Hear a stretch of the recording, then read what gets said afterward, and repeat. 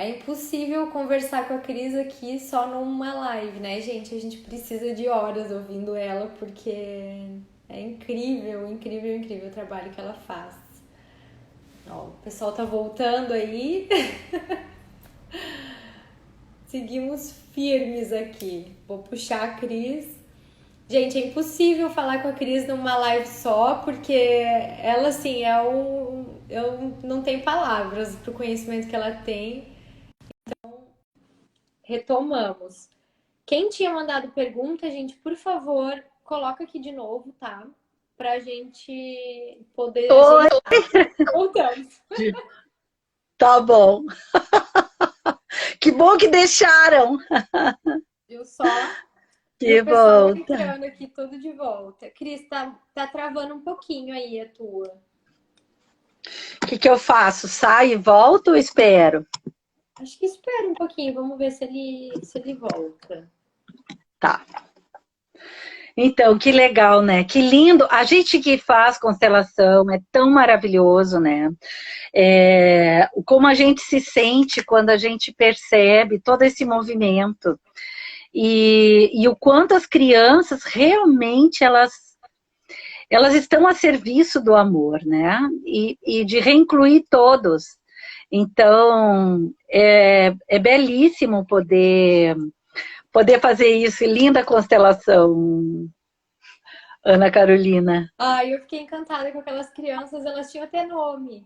E a menina enxergava. Claro! E aquela grávida, Cris, assim, ela tomou conta do grupo, sabe? Ali eu falei assim, gente, é isso mesmo. A mulher grávida, ela consegue ser ainda mais abundante do que a É, gente já é, né? Mulher já é tudo isso, já é a vida. Mas naquela noite veio, foi tão linda, sabe? Que a gente terminou assim numa leveza, todo mundo conectado com ela, assim, é lindo, foi muito bonito. Cris, ainda tá travando, eu acho que tu sai e entra. Eu vou fechar eu aqui vou de sair e novo. entrar de novo, ok? Tá. Gente, quem tinha mandado pergunta ali antes, manda de volta, tá? Oi, Carol, minha sócia maravilhosa aqui. Deixa eu puxar de novo a Cris. Como posso aceitar um relacionamento ótimo que tenho porque me recuso a aceitar ele? Não estou sabendo lidar com isso. E agora, deu? Agora deu. Bom, então tá. Muito Vou bom. olhando, vou olhando aqui, ó. Cris, tem uma Que... moça que falou assim, ó. Não assino o sobrenome da minha mãe. Não por Aham. opção. Isso influencia no meu sistema? Sabe que tem um exercício muito interessante que tu pode fazer com o teu sobrenome. E é um exercício que a Brigitte ensinou, que eu aprendi com a Brigitte agora em fevereiro. E, e ele é muito interessante. Tu pode fazer até com papéis. Escreve o sobrenome da tua mãe e do teu pai. E o sobrenome dos teus avós. O sobrenome da mãe, o sobrenome do pai da mãe. O sobrenome da mãe do pai e do pai do pai. Mas não só o sobrenome que está na certidão. Vai atrás, vou explicar. Vai atrás dos sobrenomes que foram suprimidos. Isso é muito interessante. E eu fiz isso com a minha família e eu vi que o sobrenome da minha avó paterna, da mãe do meu pai, foi suprimido. E a minha avó paterna foi excluída.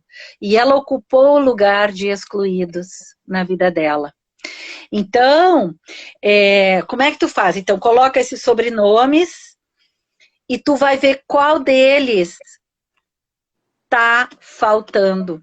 Então, se faltou o sobrenome da tua mãe,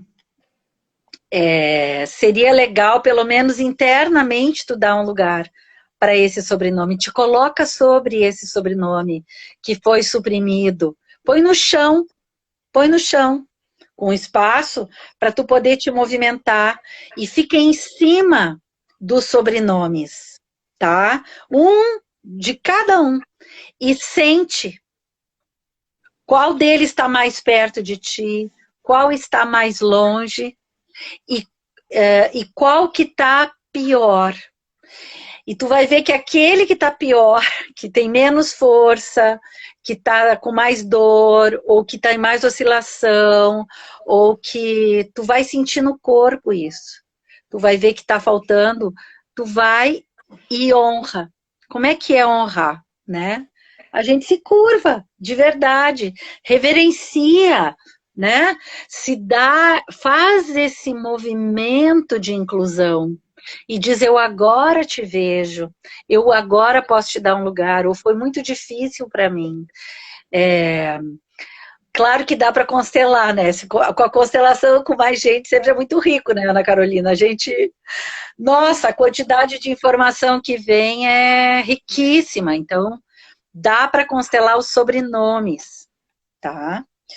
Eu já vi pessoas que, quando brigam com um dos pais, fazem um outro movimento, quer dizer, esse sobrenome eu não quero, esse sobrenome me faz mal, esse sobrenome, eu vou banir da minha vida, eu vou tirar meu pai da minha vida, eu vou tirar minha mãe da minha vida.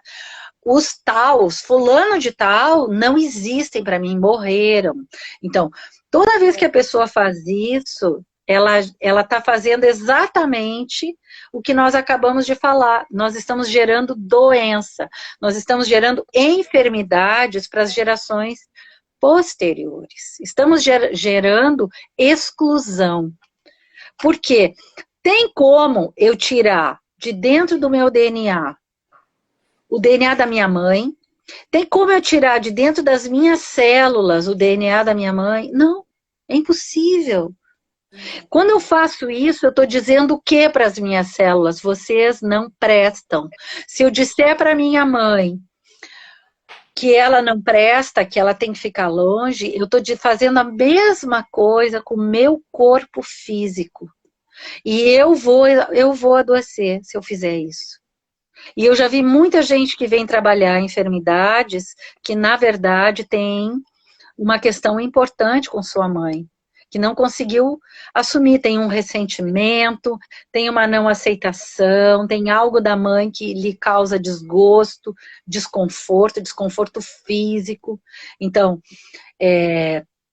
quando eu rejeito minha mãe e rejeito meu pai, foi isso que eu falei, eu não falei sobre isso antes, mas é a realidade, eu estou dizendo não para os registros deles que estão no meu corpo. Isso é tão forte, gente. Porque, na verdade, eu estou rejeitando o meu próprio corpo.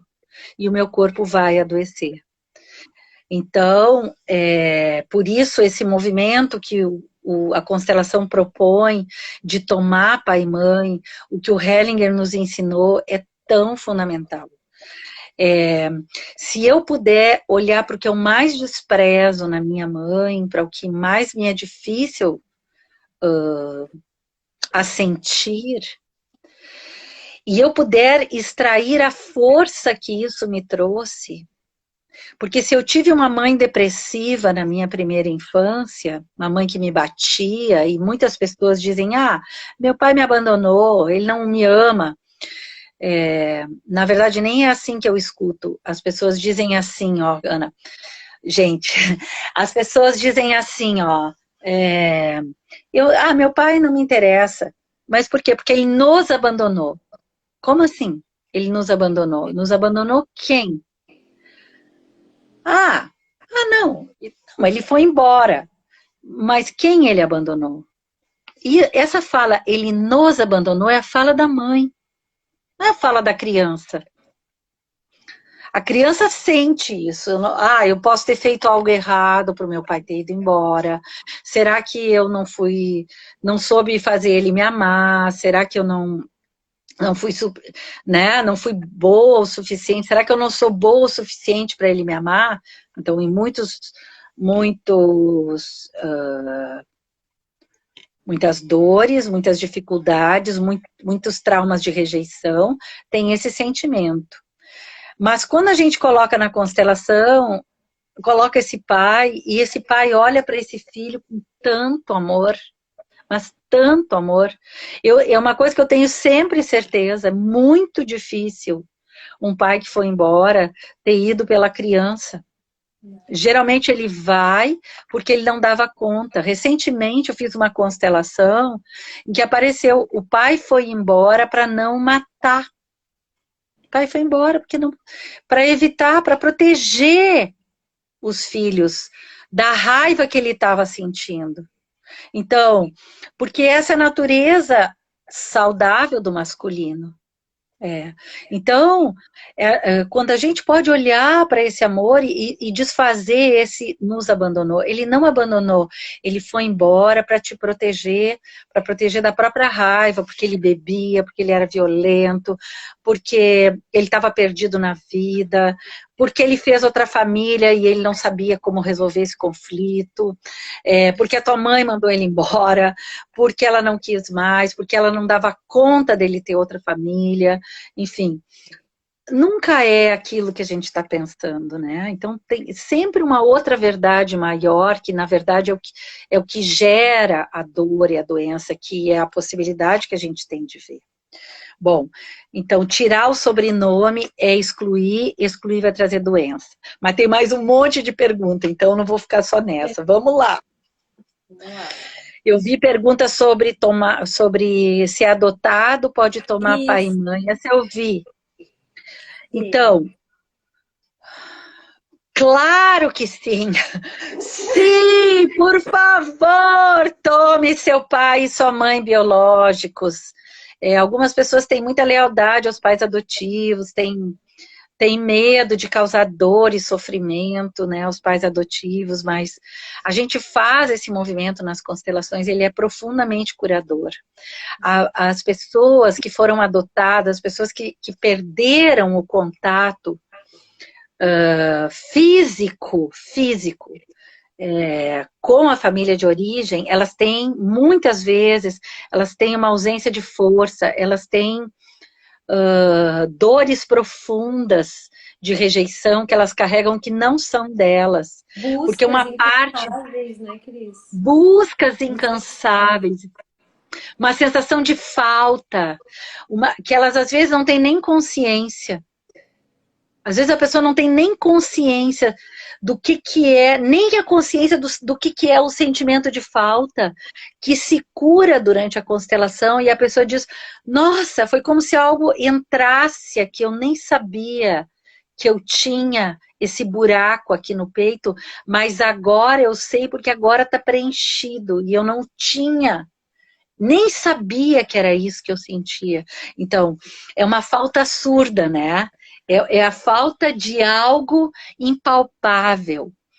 E às vezes a pessoa procura isso, tem vários relacionamentos, não tem relacionamento que seja suficiente, porque a nossa tendência é procurar nos relacionamentos suprir aquela falta daquele pai, daquela mãe, daquele sistema. Então, isso... aí as pessoas às vezes ficam até rotuladas, tu é muito difícil, tu é muito exigente, ninguém te satisfaz. Não é nada disso, está faltando mesmo de verdade aquele pai, aquela mãe. E a gente faz esse exercício, é virtual, mas ele funciona, né? A constelação funciona. Ela gera um movimento de cura, então tem sim que procurar fazer o exercício de tomar pai e mãe. O que mais? Não é só aquela questão da primeira live que a gente falou, né, Cris, do amor cego, da criança se atirar na frente, da gente como adulto, às vezes com a nossa criança, olhar os nossos pais numa situação difícil ou num conflito e achar e julgar que a gente consegue resolver e se atirar na frente, adoecer por isso. Também os movimentos interrompidos, né? Esses movimentos de exclusão, esses movimentos de negação, eu não sou filho dela, eu não conheço essa mulher, eu não quero ela, ou eu acho que eu sou melhor do que ela. Eu já vi em várias constelações essa situação, eu não preciso dela. Eu não preciso dela, eu nunca precisei, eu saí de casa muito cedo. Essa é uma decisão da criança. Exatamente, eu não preciso dela, ok, então a vida vai lá e vai te fazer você adoecer tanto a ponto de a única pessoa te cuidar ser a sua mãe, talvez.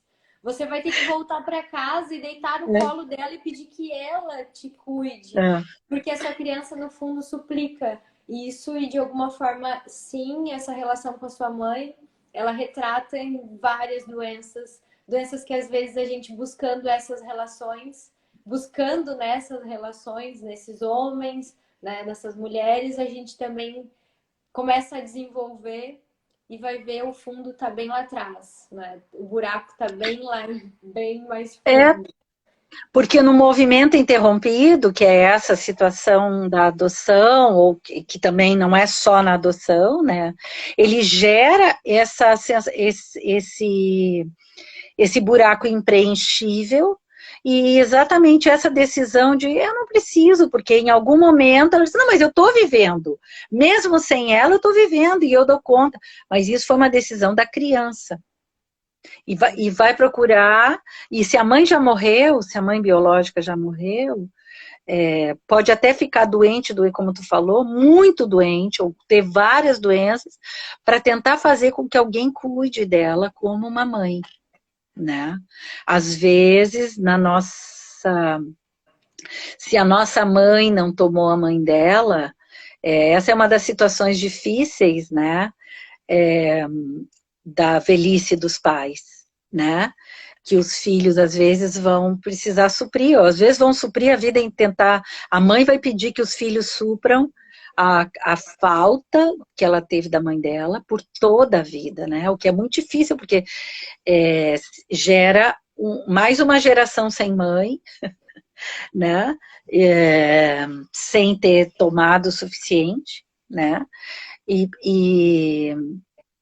que a gente vai ter que procurar muito, com muito esforço, tentar se colocar apenas no lugar de filho dessa mãe que não pôde tomar a sua própria mãe, né?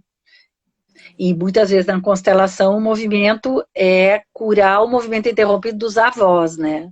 Dos bisavós, dos tataravós, para começar a voltar ao fluxo da vida e do amor. Exatamente. Cris, tem aqui, meu filho dorme no meio, tem 14 anos e dorme no meio do pai e da mãe até hoje, não consegue dormir sozinho. E ele está a serviço de quem? Do pai ou da mãe ou de ambos? Eu não... Porque ele cumpre um papel nesse casal. Ele começou a cumprir um papel nesse casal há muitos anos. Ele continua cumprindo o mesmo papel. Claro que os pais têm que olhar para o que fez eles manterem esse filho aí toda a vida.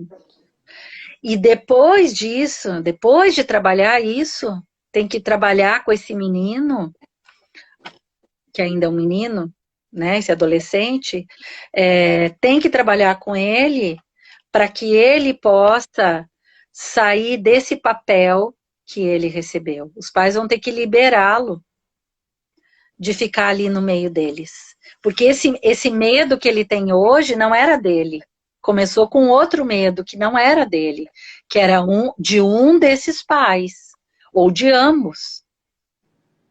E que pode estar ligado, porque geralmente tem um ancestral ligado, que pode estar ligado a alguma outra desgraça sistêmica. Então, não tem como dizer assim, é isso ou aquilo, né? Eu sei que alguém andou me acusando que eu sou muito determinista. Mas quando a gente...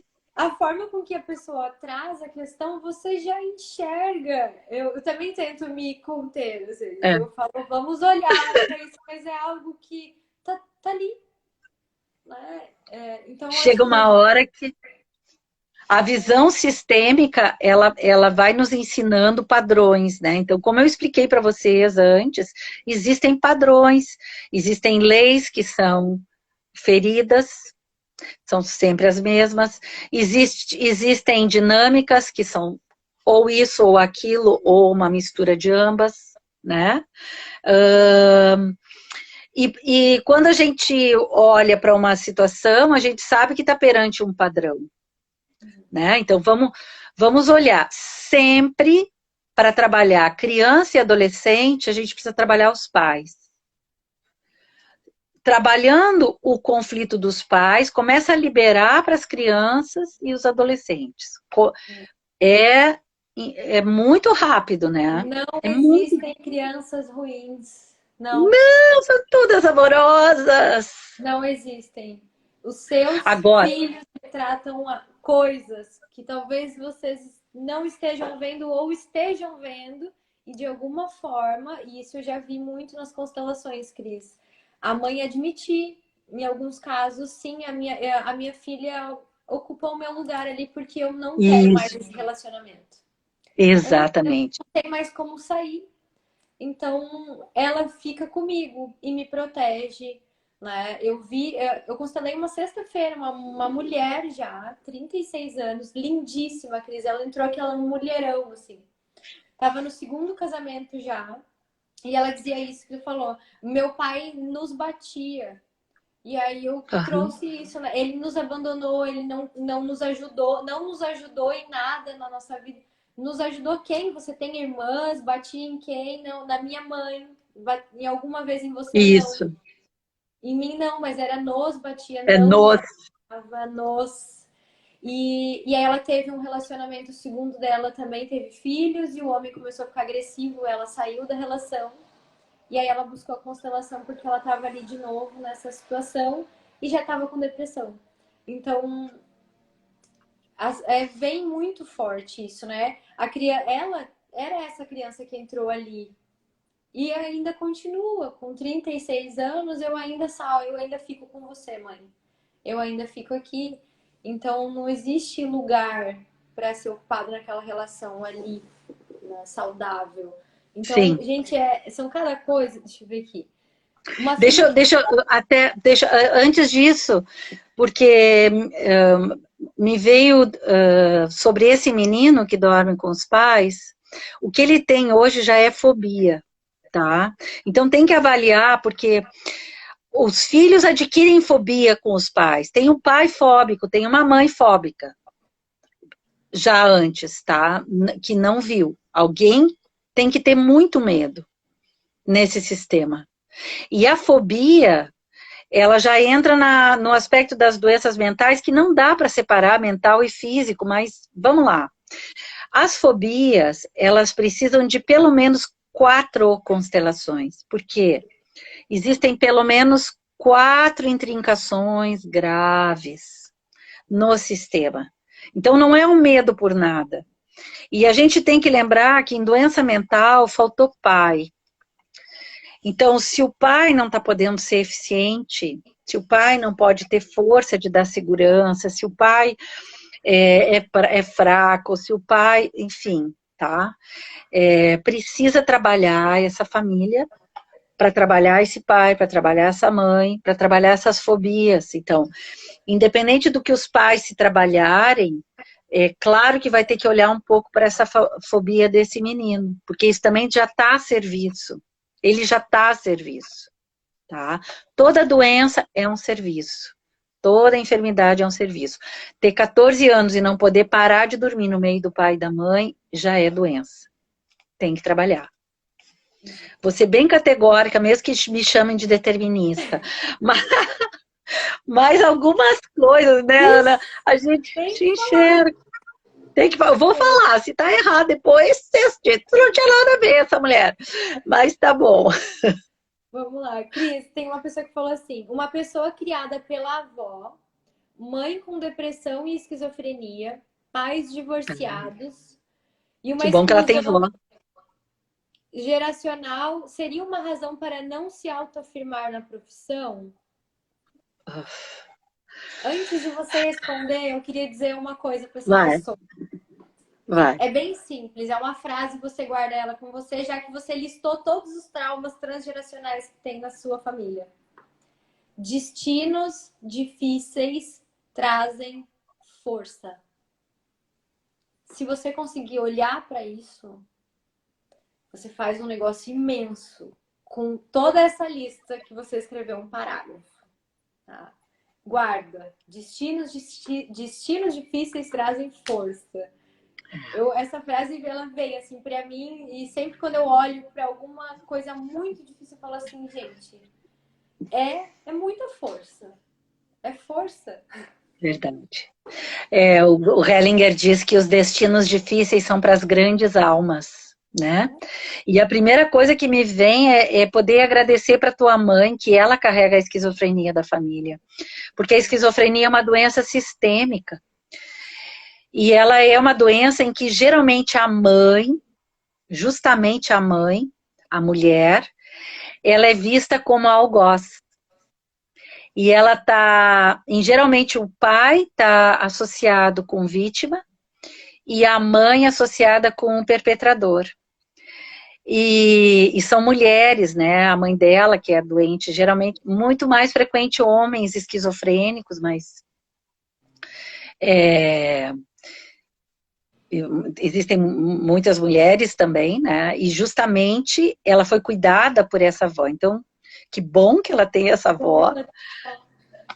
E que bom que quem carrega a doença é a mãe dela, né? Então, primeira coisa, agradecer para essa mãe por ela carregar o destino pior, que é o destino da esquizofrenia. E a esquizofrenia é uma doença sistêmica onde geralmente aconteceram assassinatos intrafamiliares, são assassinatos dentro da própria família, que não puderam ser falados, são segredos, em que a mulher é vista como a perpetradora. Então, há muito medo desse feminino, né? Então, essa pessoa tem uma tarefa grande de poder ser mulher dentro de uma família onde o feminino é mal visto e associado com algo muito terrível, né? Geralmente, a falta de inclusão do pai. E a falta da inclusão do pai, ela está presente na maioria das doenças mentais, justamente pelo aspecto de realidade, enraizamento e força que os homens dão, né, que os pais proporcionam. Então, na esquizofrenia, geralmente o pai também está ausente. Então, incluir esse pai, tomar força desse masculino, honrar o masculino da família e agradecer para essa mãe. São bem importantes, assim. E acho que a frase que tu falou, Ana, é tudo, né? Assim, que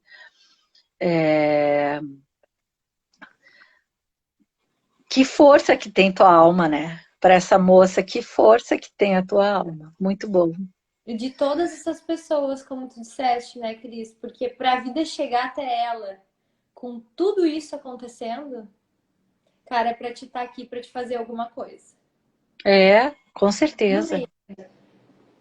Faça algo de bom com isso.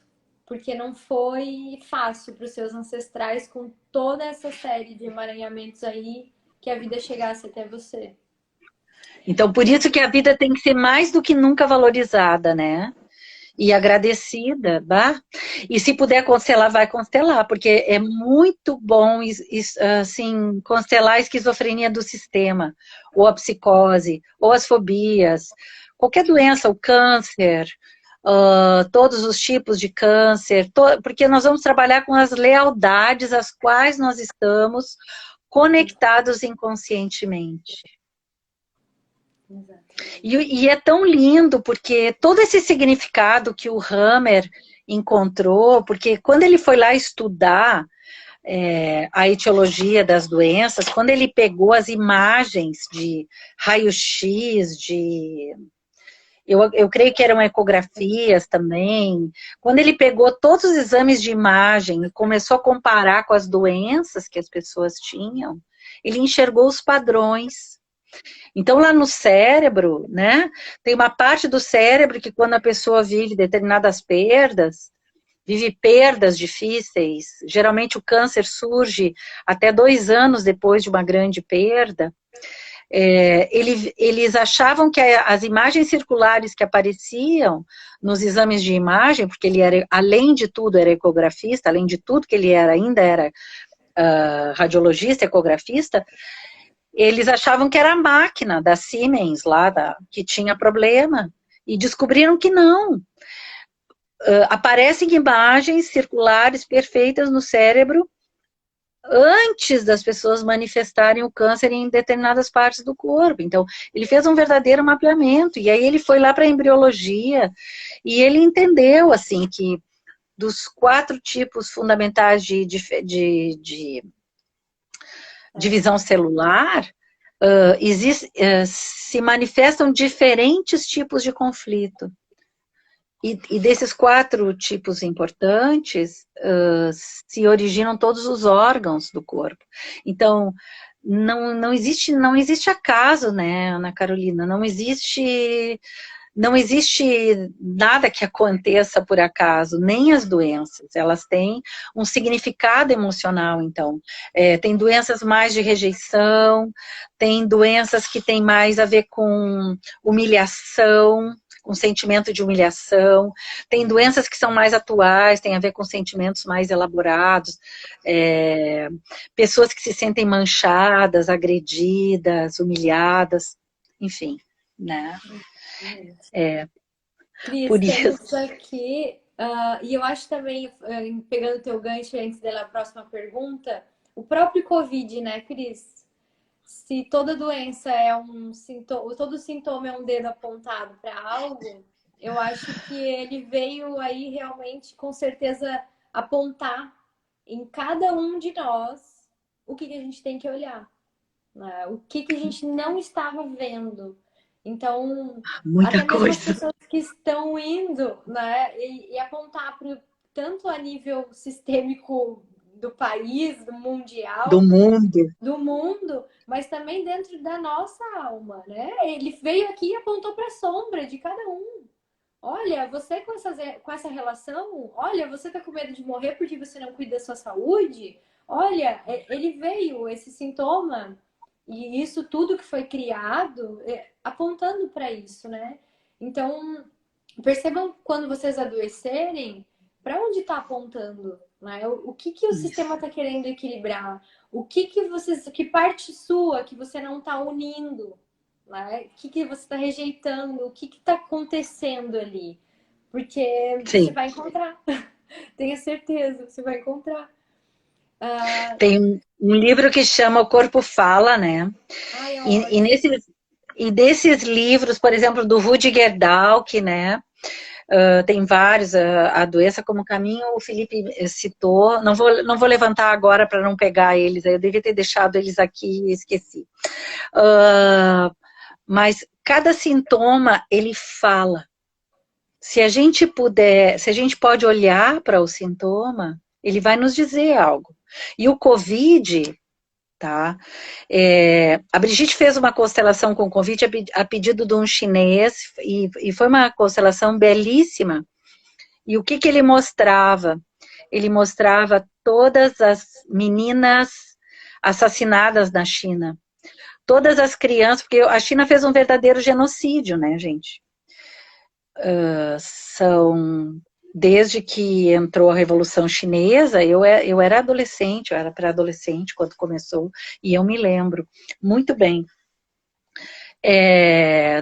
Com todo o cuidado deles para não aumentar a população e pela valorização cultural só do masculino, só tem valor os homens porque as mulheres, além de tudo, têm que pagar para casar, né? Tinham que pagar para casar, uma desgraça ter uma filha mulher, porque além de tudo eles iam ter que juntar dinheiro para comprar um marido, para acertar um casamento para elas. Então, assim, ó, são 30 anos, 40 anos de aborto de meninas. E eles só podiam ter um filho. Então, se eles sabiam que era menina, eles abortavam para poder tentar outra gestação, até ter um menino, até poder deixar nascer um menino. E eles chegaram ao ponto de não ter mais mulheres para casar com os homens deles. Eu quando estive na Alemanha, tinha para assistir o Hellinger em 2017, tinha muitos chineses, porque o Bert e a Sophie, eles estavam indo para a China fazer constelações lá. E nós éramos, acho que os mais numerosos brasileiros, era um grupo mais numeroso, e os chineses acho que era o segundo grupo mais numeroso. E aí aconteceu uma constelação, uma menina foi pedir para constelar, uma chinesa, e começou uma constelação e a Sophie disse, agora vocês vão ver uma típica constelação chinesa. E era assim, ó, a menina não conseguia chegar perto da mãe. Muito, muito bom tu ter falado disso, nem tinha pensado, olha o que tá vindo, né? A menina, ela não conseguia chegar perto da mãe dela, a mãe dela estava sentada no chão, e em volta dela era uma quantidade imensa de mortos, de bebês mortos, abortados. Ela não tinha podido tomar a mãe dela não tinha podido tomar a mãe dela. Então, porque já são muitas gerações, né? Quem era adolescente na época da Revolução tem perto de 60 anos hoje, 60, né? É muito forte isso, gente. E o vírus, esse vírus, ele honra esses excluídos. De alguma forma, essas meninas excluídas, né? E nessa constelação, para a menina poder chegar na mãe dela, ela teve que honrar muito todos esses bebês excluídos. Então, e a mãe não se sentia, era uma mãe deprimida, porque vocês imaginem quantas gerações de mulheres deprimidas por terem feito aborto. Ah, eu sei que vai ter gente dizendo, ah, mas eu fiz aborto e eu não sou deprimida. Olha, isso já aprendi lá na faculdade, década de 80, né? Quando chega na meia-idade, nos 40 anos, todo mundo faz o balanço da vida. Principalmente se a gente teve um filho, as mulheres secretamente, isso dói. Para a maioria das mulheres fica uma dor, né? E se não fica uma dor, fica um não sentir mais. Porque se eu não posso chorar um luto por um bebê, eu não consigo sentir mais nada, nem amor pelo meu marido. Então, as relações familiares ficam todas quebradas. Uma das coisas que o Hellinger dizia, quando um aborto é feito, acaba o casamento. O casal se separa. E esses casais seguiram juntos e separados todo esse tempo. Então, como ficou o amor dentro desse país? Eu não sei. Eu não sei. Como fica o amor dentro da humanidade? Acho que a gente tem muita coisa para curar. Então, acho que esse Covid, ele vem para a gente olhar para as nossas hipocrisias, para as coisas que são supérfluas, para os valores. Porque o que a gente está revisando? Valores. Ele é gerado por uma tentativa de poder, de destruir outra nação, de superar uma humilhação. Ele nasce, esse vírus, por essa tentativa de superar um sentimento de humilhação de um país, que nem deveria sentir isso, porque é um baita de um país gigante, fantástico, conseguiram uma economia incrível, claro, mas tem coisas ocultas, muitas coisas ocultas na nossa sociedade, escravidão humana, de crianças, coisas que estão sendo faladas assim, ó, muito pequenininhos, tá? E fundamentalmente com o nosso medo. O Covid mexe no medo das pessoas, mexe no medo da sobrevivência, mexe no medo de perder o status, de perder posição, de perder lugar. Então, ordem, pertencimento. Tem muita gente que pertence e não é vista, né? A gente precisa dar lugar para tudo isso, enfim. E eu acho que ele mexe também com a nossa raiva. A nossa raiva surda, a nossa raiva muda, porque, no fundo, essas mulheres, elas têm muita raiva. E eu vejo atualmente, vejo com alegria. Eu vejo com alegria as constelações, onde têm aparecido as mulheres impiedosas, que tem toda uma fachada de amor e que até fazem e lutam, são grandes guerreiras, mas que no fundo ainda são impiedosas. E a nossa sociedade ainda é muito impiedosa. Toda essa guerra política aí que a gente está vendo, que parece uma guerra de times. Eu vi um Fernando Conrado, eu, ouvi, a Margot fica insistindo, eu consegui ouvir ele dizendo assim, essa guerra é uma guerra de times, parece que as pessoas pertencem a times diferentes, e eu quero matar o outro time. Só um pouquinho, gente.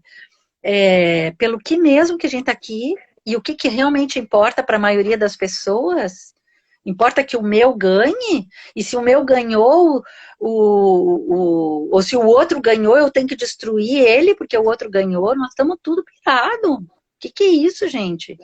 Isso vem há muito tempo, não é de hoje. Desculpa se eu vou ferir suscetibilidades, mas a gente tá pirado de ódio. O ódio toma conta, as pessoas saem brigando, malucas. Ah, porque esse é bom e aquele é ruim. Nossa, nunca vi tão forte as pessoas exercerem o pior lado do ego, que é o da crítica e do julgamento. Tá totalmente exacerbado, e ao invés da gente procurar, mas qual é a meta comum que nós temos? Qual é a meta comum que nós temos? E como que a gente pode se unir para resolver isso? Bom, essa é a luz desse vírus, mas ela ainda não está se manifestando. Está só no medo. No medo. Eu contei para vocês que alguém me disse... olha, estava super doente, estava super mal, fui parar no hospital, mas graças a Deus eu não estou com Covid, é só a dengue hemorrágica. Olha aqui, gente, o ponto que chegamos de dizer que o Covid é mais grave do que uma dengue hemorrágica, que na nossa história matou muito mais do que Covid. Então, na nossa história, né? Desculpa que daqui a pouco já estou apanhando aqui das pessoas, mas tudo que a gente fala tem que cuidar muito, porque os ânimos estão ao extremo. Por quê? Todo mundo quer ter razão. Todo mundo quer ter razão, todo mundo quer apontar um agressor, e todo mundo quer continuar na posição de vítima desse vírus, do governo, da mãe, do meu pai, que não me deu. Então, eu vejo nitidamente, e a gente começa a acompanhar o movimento daqueles que olham para a solução. Então, agora olhamos para a solução, estamos juntos, vamos resolver, adultos. E nitidamente, as crianças que estão ali, esse é meu time, tem que matar o outro, a culpa é do governo, a culpa é de não sei quem. Cara, quem sabe você olha para você, olha para sua mãe e vê o que você está rejeitando nela, que você não consegue aceitar a vida como ela é. E que é seu também. E é seu. E então, quando a gente consegue dizer sim, a vida é movimento. Sim, os meus projetos lá que eu tinha para o final do ano não vão dar certo agora. Sim, eu aceito e consigo aceitar minha mãe, né? Já que a gente está falando de mãe, e mãe é vida, eu consigo aceitar. Eu digo sim e bola pra frente. No meu adulto eu vou fazer outros projetos, eu vou pegar isso com as duas mãos, eu vou olhar para isso de outra forma. Então, isso também, né, dentro desse tema aí que a gente estava falando de mãe, eu acho que é muito importante, porque dentro dessa necessidade de ser a vítima sempre, que começou há muito tempo, talvez você só esteja trocando os personagens dentro do Covid, que agora ele virou o seu novo perpetrador, né? E quem que vai ser o seu salvador? Então, as pessoas, eu vejo isso, Cris, é uma necessidade, assim, de eu sou a vítima da sociedade, do mundo, do governo, do vírus. Por isso eu não consigo trabalhar, por isso eu não consigo me relacionar, porque agora meu marido ficou lá em outra cidade e eu aqui, mas... E com raiva de quem está conseguindo, né? E também com raiva de quem está conseguindo. Ah, eu tô com raiva dessas pessoas que foram para a rua. Eu tô com... Mas como isso? Eles são assassinos? Não. eles entendem que se eles não trabalharem, outras pessoas vão morrer, né? Quantas pessoas estão tendo que trabalhar? Médicos, o pessoal da área da saúde não pôde parar, né? Eu escutei de uma querida pessoa que eu adoro, ela, que trabalha na saúde, ela disse, levei um fora, tive que, não é, levou um fora, mas disse, o namorado disse, não, agora tu não aparece, porque tu pode me trazer doença. E quantos, eu vi quantos depoimentos de médicos que estão trabalhando, que estão longe de casa para não passar, pelo risco de não causar dano. Então, mas eles têm que trabalhar. Então, exatamente, essa posição de vítima, eu acho que é o que está na hora de terminar, né? Mas a gente sabe que sair da posição de vítima é o mais difícil, é a posição mais poderosa. Difícil de explicar isso, acho que isso merece outra live. Merece. Mas tem uma pergunta que diz assim, ó, existem vítimas e algozes, ponto. Precisamos escolher um e lado? salvadores. Hã? Ela pergunta assim, precisamos escolher um lado? A gente escolheu já. O problema é que pelas nossas lealdades ao nosso sistema, inconscientemente, já desde antes, já da gestação. Isso aí, Ana. Aqui. Existe salvador, agressor e vítima. Isso, são três. Então, a gente escolhe isso lá na infância. E essa escolha está no inconsciente. A gente não lembra dela. A gente é guiado pelas nossas lealdades sistêmicas. Então, se eu me identifico com a minha mãe vítima, eu fico vítima. Mas se eu abomino ver minha mãe fraca, eu acho a minha mãe fraca, eu acho que eu gosto mais de ser lobo mau. Eu prefiro ser o agressor. Ou então eu olho para tudo isso e digo assim, não, eu dou conta de resolver isso. Eu vou salvar todo mundo. Eu vou resolver, eu vou fazer meu pai e minha mãe se harmonizarem. Eles vão se entender e eu vou conseguir vou conseguir curar eles. E aí eu vou para o Salvador e eu vou virar profissional da saúde ou advogado. Exatamente. E é nesse triângulo aqui, gente, quando a gente olha para a mãe de algum desses lugares, que a gente também adoece. Tá? Isso mesmo. Porque só fica no triângulo quem ainda está na criança. Exatamente. Você consegue sair, não precisa escolher lado nenhum. A gente só sai quando assume a responsabilidade. E só o adulto assume a responsabilidade. Exatamente. Isso é muito bacana, Cris, da gente trazer já essa questão das doenças, né? Aí que vai emendando uma coisa na outra, a gente vai trazendo isso. Tem muito essa questão do também o que ganha estando doente, né, Cris? Sim. Qual é o ganho? O ganho secundário. O ganho secundário, né? Então, às vezes, assim como eu falei lá na questão, eu rejeito a minha mãe, mas quando eu adoeço, eu ganho a atenção dela. Então, pode parecer loucura, gente, mas é verdade. Às vezes, o nosso corpo simplesmente adoece porque, de alguma forma, ele ganha algo, né? Eu ganho permanecendo na casa dos meus pais. Teve uma pergunta ali que dizia assim, tenho 48 anos e moro na casa dos meus pais. É problema de pai ou de mãe? Com 48 anos, eu não sei se é seu pai ou sua mãe. A questão é que papel tu representas a pessoa, representa na família dela. Então, pode ser, essa pessoa ela pode estar identificada com um irmão não nascido ou vários. Essa pessoa pode estar identificada com alguém da linhagem dos avós e representa para o pai ou para a mãe esse pai ou mãe que faltou. Então, só tem que constelar, daí a gente tem que fazer o movimento, né? Essa pessoa pode estar, então, ou no lugar dos maiores, para cuidar desses pais, ou no lugar de filhos excluídos. Ela pode ter sido escolhida pelos pais para cuidar deles na velhice, tá? O que é bastante frequente. Existem culturas em que isso é pacífico, né? Na Espanha, se não me engano, o filho mais novo é o último, já nasce com a obrigação de ter que cuidar dos pais na velhice. Isso é assim, né? Mas não sei se é o mais novo, não sei se ela é a última, né? E tô achando que é ela.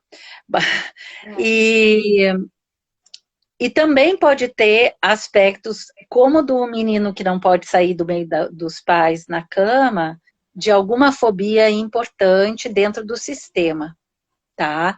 Que ele se torna guardião, ou ele repete. Então, na verdade, o que a gente precisa? A gente precisa trabalhar o sintoma.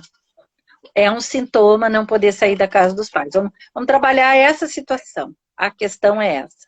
Não poder sair da casa dos pais. Pode ser porque essa pessoa nunca criou suficiente capacidade de sobrevivência, de trabalhar, de se sustentar. Pode. Mas geralmente quando isso acontece é porque a pessoa está associada com crianças não nascidas. Então ela ocupa o lugar. Precisa ser necessariamente abortos dos pais? Não. Pode ter irmãos do pai ou da mãe que morreram. É só durante a constelação que a gente vai enxergar, né? O que é que está acontecendo. Mas é lealdade, gente. É muita coisa que não tem como a gente dizer, é isso ou aquilo, né? É Isso isso. pode ser 1 milhão de coisas. E o determinismo ele é relativo, né? Claro, tem outras coisas que são mais comuns e sintomas a gente consegue trazer.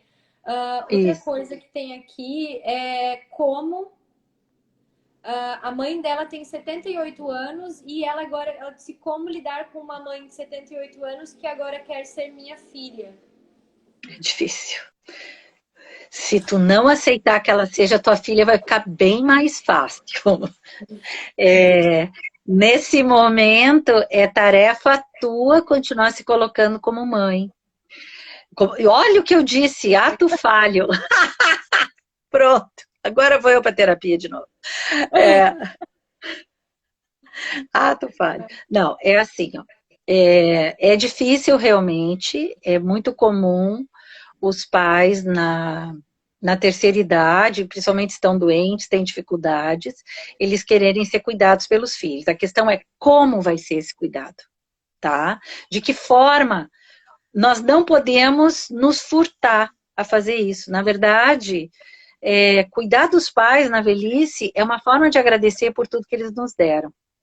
Então, quanto mais grato um filho, quanto mais grato ele é, mais ele quer estar presente e usufruir, porque o que a gente pensa? Meu Deus, eu não sei se eu vou ter esse pai, essa mãe, na semana que vem comigo. Amanhã, eu não sei se eles vão estar aqui comigo.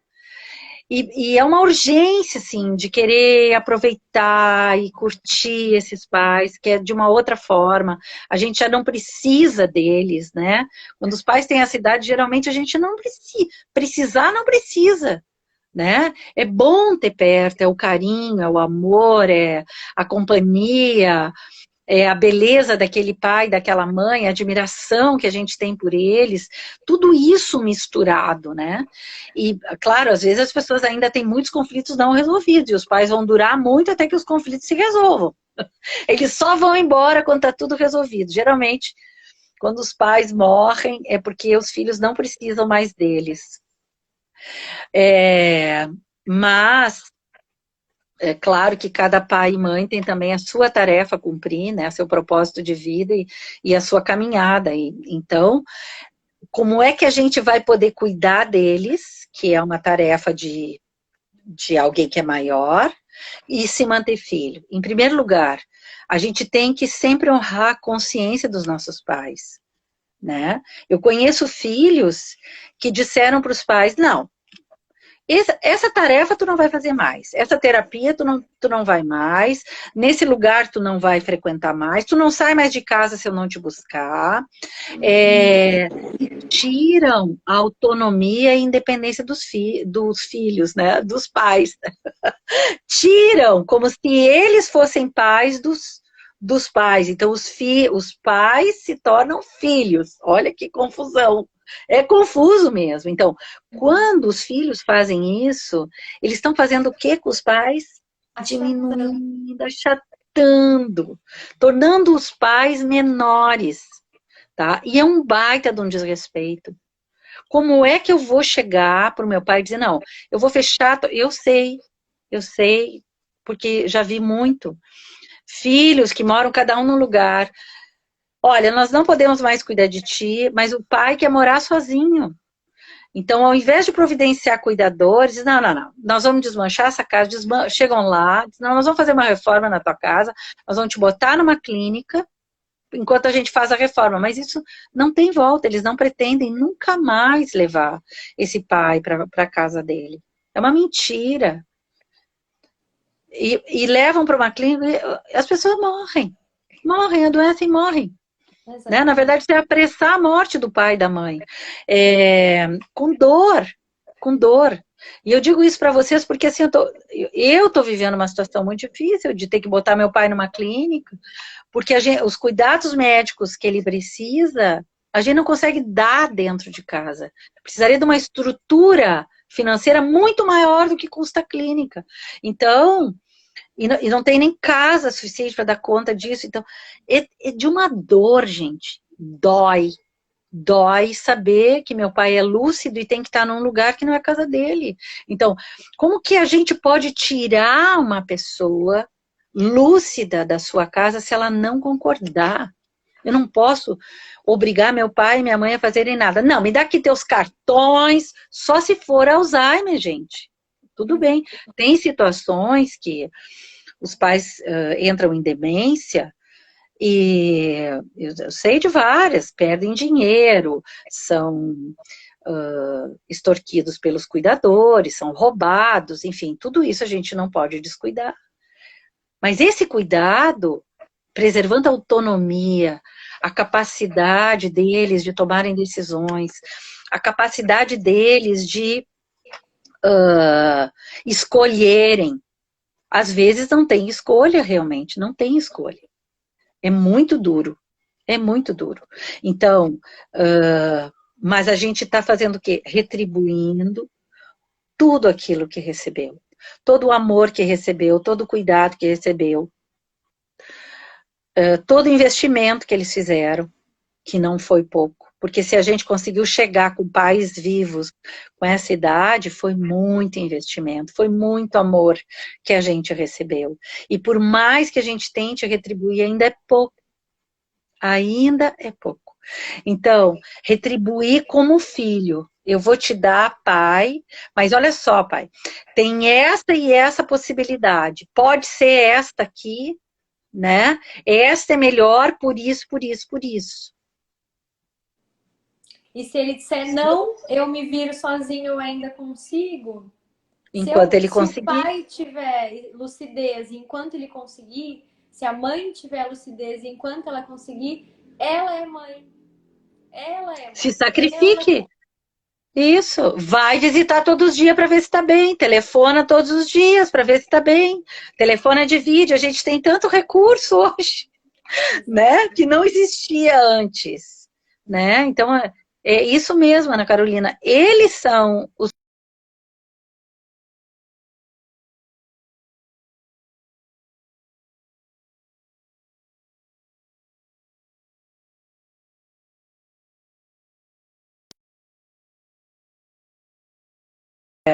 Travou. Acho que caiu ali. trancou. Voltamos. Cris, Voltamos. temos 2 minutos aí, então se eu quero te agradecer.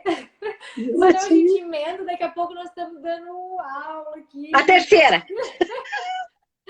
Vamos para uma terceira, com certeza. Tenho certeza disso. Muito obrigada, Cris, de coração, por tu estar sempre aí. Eu invento umas modas e eu lá, Cris, vamos, vamos. Muito obrigada. Conta comigo sempre Eu também. também. Tem meu coração aí, sente meu abraço. Gente, muito, muito, muito obrigada por vocês ficarem aqui firmes nas 2 horas nos ouvindo. E, Cris, vou deixar contigo para te se despedir, pessoal. Um beijo, gente. Obrigada, viu? Ai, amanhã tem mais, viu? Amanhã tem a nossa terceira live da Semana das Mães. E a gente vai falar sobre prosperidade com a Luísa aqui, tá? Então não perca. Ai, que bom! Tá bom. Ana Carolina, muito obrigada. Tu sabe, eu te digo, olha, eu tô em todas. Vai, inventa que eu vou atrás. É muito gostoso fazer essas lives contigo, é muito rico essa troca. É muito gostoso estar contigo. E muito gostoso de estar com todos vocês. Muito obrigada, estou à disposição, é só chamar. O que eu tenho para dizer para vocês? A gente passa por cima de qualquer ressentimento. Não tem ressentimento que fique. Quando a gente está